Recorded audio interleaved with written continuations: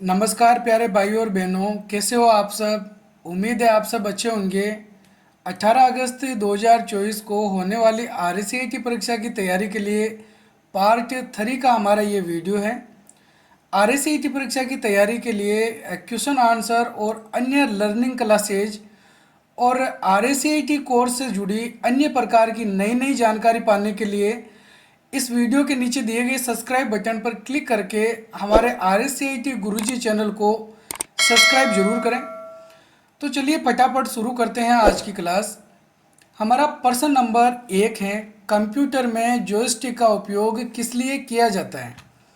Screen पर ध्वनि को नियंत्रित करने के लिए, टेक्स्ट एंटर करने के लिए, फाइल को प्रिंट करने के लिए या फिर कंप्यूटर में गेम खेलने के लिए।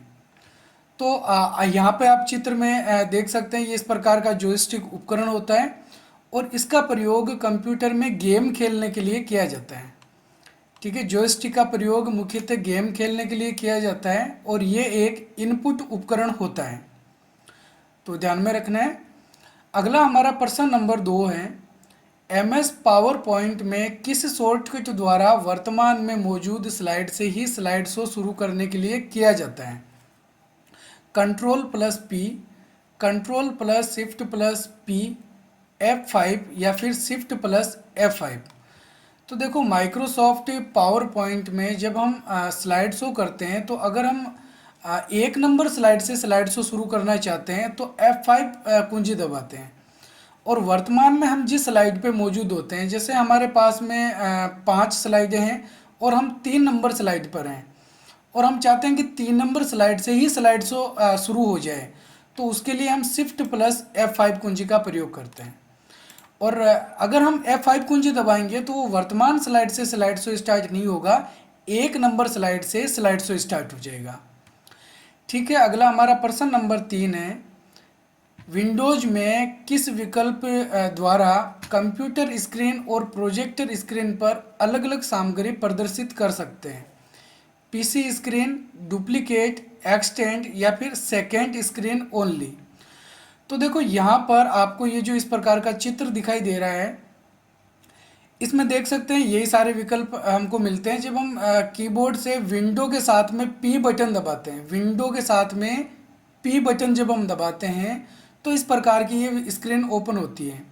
तो इसमें से हम कौन सा विकल्प सेलेक्ट करेंगे, तब हमको हमारे कंप्यूटर स्क्रीन पर कुछ अलग दिखाई देगा और प्रोजेक्टर स्क्रीन पर कुछ अलग दिखाई देगा। अगर हमने प्रोजेक्टर कनेक्ट कर रखा है हमारे कंप्यूटर से तो उसके लिए हम ऑप्शन चुनते हैं एक्सटेंड वाला, तो सी सही विकल्प होगा इसमें। अगर हमने पीसी स्क्रीन वाला ऑप्शन चुना है तो केवल हमारे कंप्यूटर की स्क्रीन दिखाई देगी, हमको प्रोजेक्टर पर कुछ नहीं दिखेगा।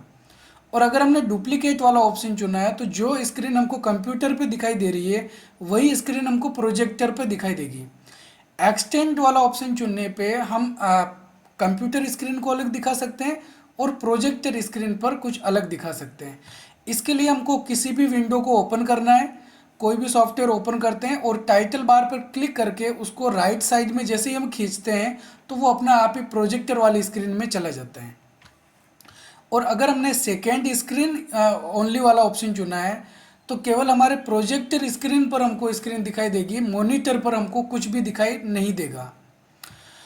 अगला हमारा प्रश्न नंबर 4 है, निम्न में से कौन सा फोल्डर ईमेल में नहीं होता है। ड्राफ्ट, स्पैम, इनबॉक्स या फिर रिसीव मेल। तो इसमें रिसीव मेल वाला जो ऑप्शन है वो हमको ईमेल के अंदर दिखाई नहीं देता है।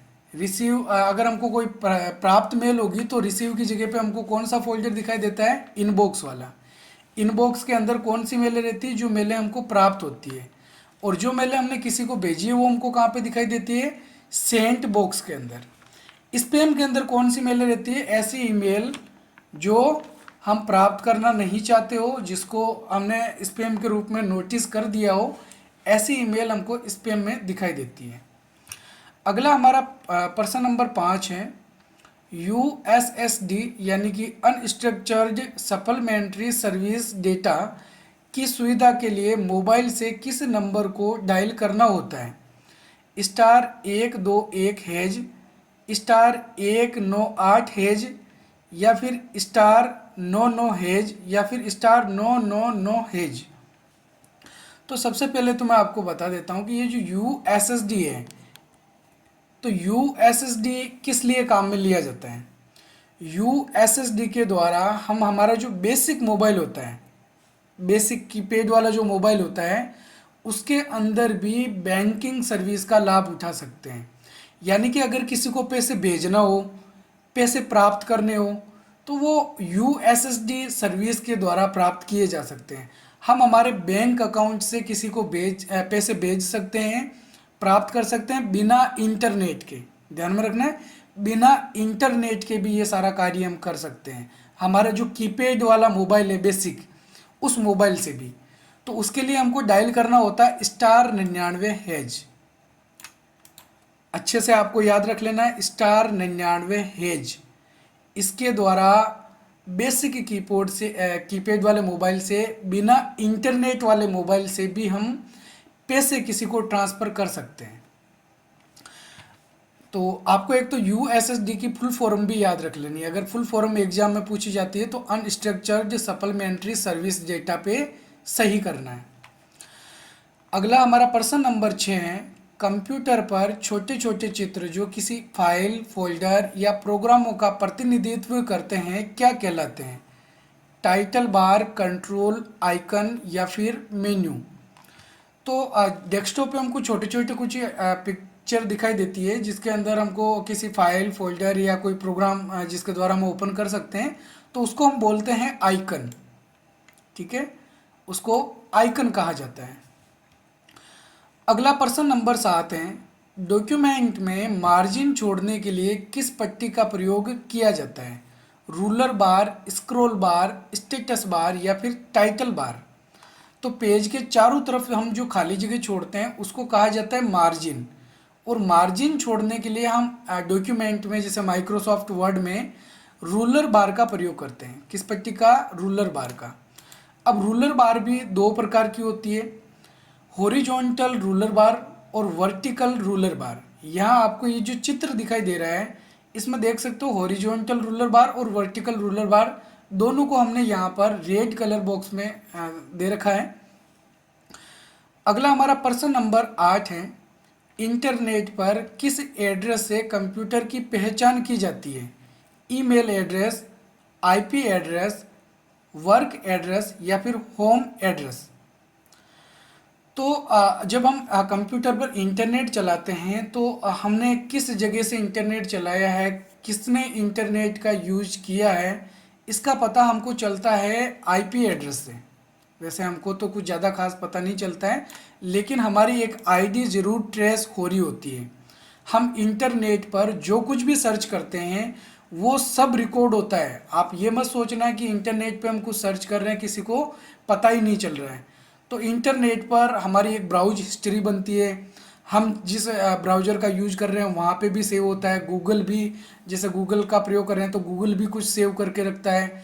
इसके अलावा जो हमारा आईएसपी होता है, इंटरनेट सर्विस प्रोवाइडर, वो भी ये सब सेव करके रखता है कि हमने कंप्यूटर में या इंटरनेट से, मोबाइल में भी हमने क्या क्या यूज किया है। किसके थ्रू पता चलता है? आईपी एड्रेस के थ्रू पता चलता है। ठीक है, अगला हमारा प्रश्न नंबर 9 है, एमएस वर्ड 2010 में किए गए टेक्स्ट को कैसे ओपन किया जा सकता है। सॉरी, यहाँ पर लिखने में थोड़ी मिस्टेक हो गई है। किए गए का मतलब है हाइपर लिंक किए गए टेक्स्ट को।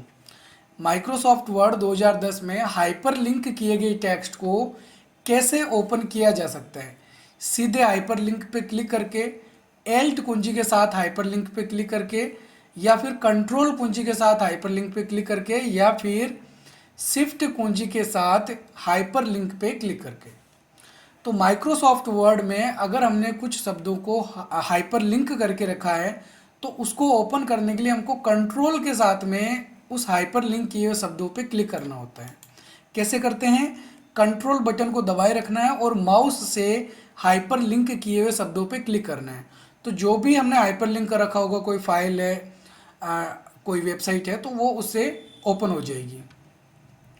अगला हमारा प्रश्न नंबर 10 है, निम्न में से किस एप्लीकेशन का प्रयोग कंप्यूटर से म्यूजिक सुनने के लिए किया जा सकता है?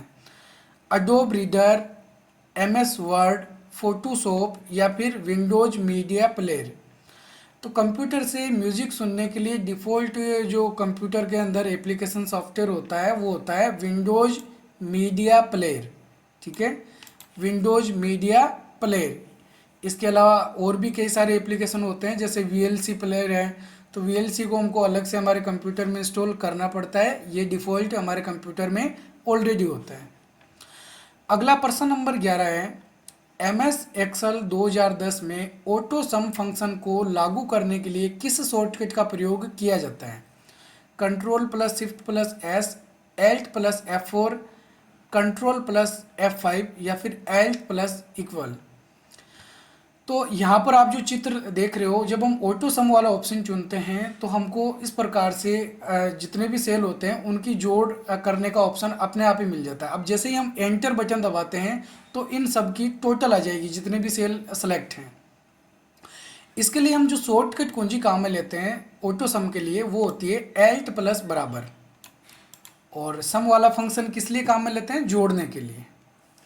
अगला हमारा प्रश्न नंबर 12 है, निम्न में से कौन सा एक मोबाइल ऑपरेटिंग सिस्टम का प्रकार होता है? माइक्रोसॉफ्ट ऑफिस, एंड्रॉयड, विंडोज 10 या फिर गूगल प्ले। तो इसमें से कौन सा ऑपरेटिंग सिस्टम है जो मोबाइल के अंदर काम में लिया जा सकता है? एंड्रॉयड। ठीक है, बी सही विकल्प है, एंड्रॉयड। अगला हमारा प्रश्न नंबर 13 है, किसी मल्टी फंक्शनल प्रिंटर का प्रयोग निम्न में से किस कार्य हेतु किया जा सकता है?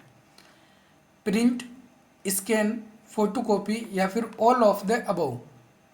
तो देखो यहाँ पर ये जो आपको चित्र दिखाई दे रहा है ये मल्टी फंक्शनल प्रिंटर है। इसके द्वारा हम प्रिंट भी कर सकते हैं, ऊपर जो ढांचा दे रखा है स्कैनर का, इसके द्वारा स्कैन भी किया जा सकता है और फोटोकॉपी भी निकाली जा सकती है।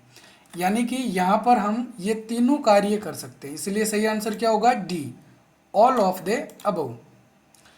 अगला हमारा प्रश्न नंबर 14 है, यूएसबी ड्राइव का प्रयोग किस प्रकार की मेमोरी के लिए किया जाता है? अस्थायी मेमोरी के लिए, स्थायी मेमोरी के लिए, कैश मेमोरी के लिए या फिर क्लाउड स्टोरेज के लिए। तो देखो यूएसबी जो होता है, यूएसबी की फुल फॉर्म होती है यूनिवर्सल सीरियल बस। क्या होगी? यूनिवर्सल सीरियल बस। और यूएसबी ड्राइव जो होता है जिसके अंदर हम डेटा सेव करके रखते हैं, यूएसबी ड्राइव यानी कि हमारा जो पेन ड्राइव है, तो जो यूएसबी ड्राइव होता है, हमारा पेन ड्राइव है, उसके लिए वो हम क्यों काम में लेते हैं? स्थायी मेमोरी के लिए काम में लेते हैं, ताकि उसमें जो डेटा रखा हुआ है वो स्थायी रूप से रहे, जब तक हम डिलीट ना करें वो उसमें पड़ा रहे। यहाँ पर आप पेन ड्राइव का चित्र देख सकते हैं, साथ ही आप जो केबल होती है यूएसबी पोर्ट की वो भी देखी जा सकती है। इस केबल को यूएसबी पोर्ट में लगाते हैं। अब यूएसबी पोर्ट कहाँ है? तो देखो यहाँ पर ये जो सीपीयू आपको दिखाई दे रहा है, इस सीपीयू के सामने ये जो दो बड़े बड़े बॉक्स दे रखे हैं ये यूएसबी पोर्ट होते हैं। इस पोर्ट के अंदर हम पेन ड्राइव या यूएसबी केबल को कनेक्ट कर सकते हैं। अगला हमारा प्रश्न नंबर 15 है, डेबिट कार्ड के पीछे सीवीवी नंबर कितने अंकों के होते हैं? 2, 3, 12 या 16। तो जो सीवीवी नंबर होते हैं वो सिक्योरिटी के लिए होते हैं और वो 3 अंकों के होते हैं। कितने अंकों के? 3 अंकों के जो हैं वो सीवीवी नंबर होते हैं। यहाँ पर आप एक डेबिट कार्ड देख रहे हैं, ये पीछे का भाग है जिसके अंदर ये 3 अंकों के सीवीवी नंबर लिखे हुए हैं।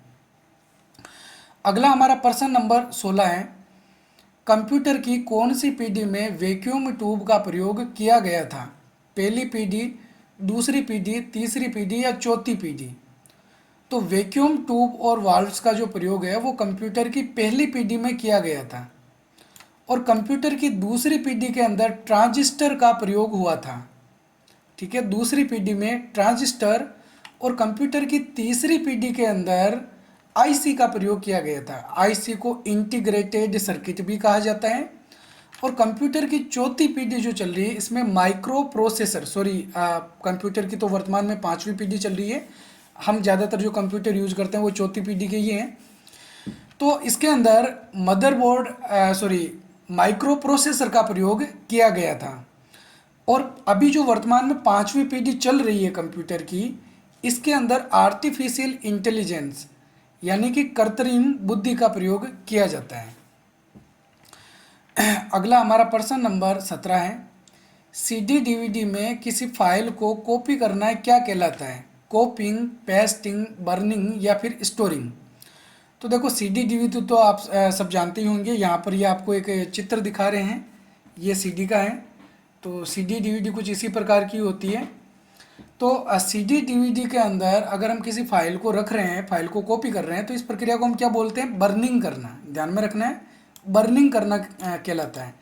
कॉपिंग करना नहीं होगा, पेस्टिंग करना नहीं होगा, बर्निंग करना होगा। ठीक है। अगला हमारा प्रश्न नंबर 18 है, माउस के दाएं बटन को दबाना है क्या कहलाता है? Double click, single click, left click या फिर राइट क्लिक? तो माउस के दाएं यानी कि राइट साइड वाले बटन को दबाना है क्या बोलेंगे? राइट क्लिक करना। अगर हम माउस के लेफ्ट वाले बटन को एक बार दबा रहे हैं तो इसको हम बोलते हैं क्लिक करना या सिंगल क्लिक करना, और 2 बार लेफ्ट वाले बटन को दबा रहे हैं तो डबल क्लिक करना कहा जाएगा। यहाँ चित्र में आप देख सकते हैं, ये जो राइट वाला बटन जिस पे डॉट डॉट बने हुए हैं, इसको दबाते हैं तो इसको हम बोलते हैं राइट क्लिक करना। अगला हमारा प्रश्न नंबर 19 है, EEPROM का पूरा नाम क्या है? Electronic programmable read only memory, electronic enterprise read only memory, electronic enter programmable read only memory या फिर electrically erasable programmable read only memory? तो सही उत्तर होगा इसके अंदर D, electrically erasable programmable read only memory. ये EEPROM की फुल फॉर्म होती है। अब देखो, अगर ई को हटा दिया, आपको पूछा जाए कि EEPROM की फुल फॉर्म क्या होती है, क्या होगी? Erasable programmable read only memory. अगर आपको पूछा जाए कि PROM की फुल फॉर्म क्या होगी, तो PROM की क्या होगी? Programmable read only memory. अगर रोम की फुल फॉर्म आपको पूछी जाए कि रोम की फुल फॉर्म क्या है, तो क्या होगी? Read only memory. ठीक है, रोम की full form read only memory. तो उम्मीद है आपको अच्छे से ये समझ में आ गया होगा। Electrically erasable programmable read only memory जो होती है, उसको इलेक्ट्रिकली सिग्नल द्वारा डायरेक्ट मिटाया जा सकता है। वैसे देखो, रीड ओनली मेमोरी में डेटा जो रखा हुआ होता है उसको मिटाना मुश्किल होता है, लेकिन उसको भी मिटाया जा सकता है इलेक्ट्रिकली तरीके से। अगला प्रश्न नंबर 20 है, निम्न में से कौन सा उपकरण सॉफ्ट कॉपी आउटपुट प्रदान नहीं करता है? मॉनिटर, प्रिंटर, स्पीकर या फिर प्रोजेक्टर? इसमें से हमको वो ऑप्शन चुनना है जो सॉफ्ट कॉपी आउटपुट प्रदान नहीं करता हो। तो देखो, जो मॉनिटर होता है वो हमको जो आउटपुट देता है उस आउटपुट को हम सॉफ्ट कॉपी बोलते हैं। स्पीकर के द्वारा जो आउटपुट हमको मिलता है वो भी सॉफ्ट कॉपी होता है, और प्रोजेक्टर के द्वारा जो आउटपुट मिलता है वो भी सॉफ्ट कॉपी होता है। लेकिन जो प्रिंटर के द्वारा हमको आउटपुट मिलता है वो हार्ड कॉपी होता है, सॉफ्ट कॉपी नहीं होता है। अब ऐसे कैसे पता लगाओगे कि सॉफ्ट कॉपी हार्ड कॉपी क्या होता है? तो देखो, ऐसा डिवाइस, ऐसा आउटपुट जिसका भौतिक अस्तित्व नहीं होता है, जो केवल इलेक्ट्रॉनिक रूप में हो, वो सॉफ्ट कॉपी आउटपुट कहलाएगा। और ऐसा आउटपुट जिसका भौतिक अस्तित्व होता हो वो हार्ड कॉपी आउटपुट कहलाएगा। तो प्रिंटर जो हमको आउटपुट देता है वो हार्ड कॉपी होता है, जिसको पेज पे छापा जाता है। और हार्ड कॉपी का प्रयोग हम तब भी कर सकते हैं जब कंप्यूटर बंद होता है, लेकिन सॉफ्ट कॉपी का प्रयोग नहीं कर सकते हैं। सॉफ्ट कॉपी का प्रयोग हम तभी तक कर सकते हैं जब तक हमारा कंप्यूटर ऑन होता है। तो ठीक है, ये क्लियर हो गया होगा। तो ये थे आज के हमारे 20 महत्वपूर्ण प्रश्न उत्तर। उम्मीद है आपको हमारे वीडियो बहुत ही पसंद आया होगा। अगर आप ये जानना चाहते हैं कि परीक्षा में ओएमआर सीट किस तरीके से भरना है, परीक्षा में ओएमआर सीट कैसी आने वाली है, तो आप ये जो हमारा वीडियो दिखाई दे रहा है स्क्रीन पर, इसको आप अच्छे से एक बार देख लें। हम मिलेंगे एक और नए वीडियो में, तब तक के लिए जय हिंद, जय भारत।